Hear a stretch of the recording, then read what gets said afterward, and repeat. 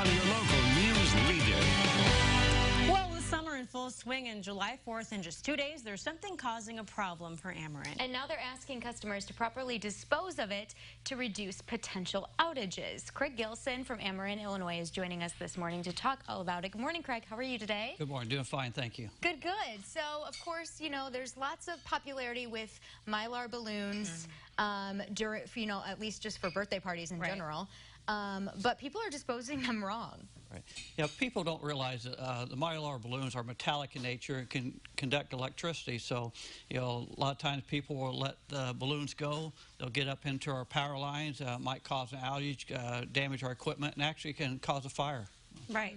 And you guys have been seeing this happen quite a lot lately. So talk about the process of what it's like for you to get it up there and remove it and take care of the problem. Yeah, it creates a safety hazard also for our linemen to get up there. Last year, about this time, we had 3,000 customers out in the southern part of the state because somebody let a Mylar balloon go, got up into our system, opened a circuit up, so we had to have a lineman go up there and get it out. So encourage people that if you do see Mylar balloons in our facilities, don't try to take it out. Call the 800-755-5000, and we'll send somebody out to take it out of the system. Because it could actually be dangerous for you to try to do that yourself as well. Absolutely. It is metallic, and it will conduct electricity. Yeah. And you can see some of the video here. You guys have even shown us that these just happen naturally, just kind of gravitate almost toward it. Yes. It's crazy how that works. It is.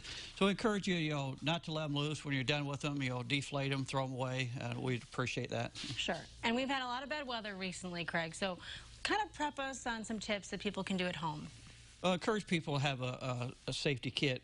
Put any medication you need, water, batteries, flashlights, and any contact information. We're all tied to our cell phones anymore, so a lot of times I couldn't tell you who my emergency contacts are, their cell phone numbers. So write them down, have them familiar. Especially because if your power goes out, you can't charge that thing. Nope.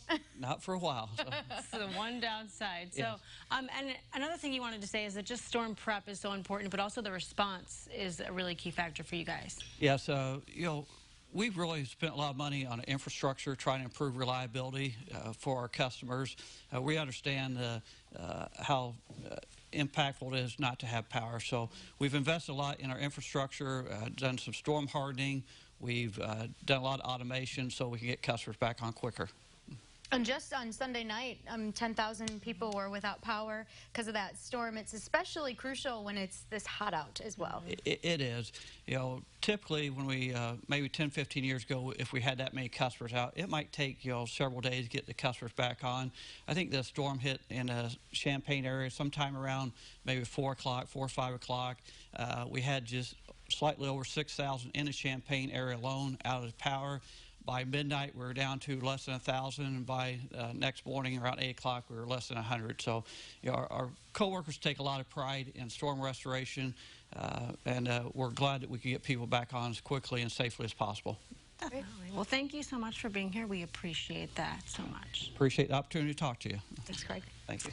All right, you guys, still to come. There are big changes coming to the Champaign area. Yes, we'll tell you what Illinois American Water is working on and why they are investing millions in this project. Stick with us.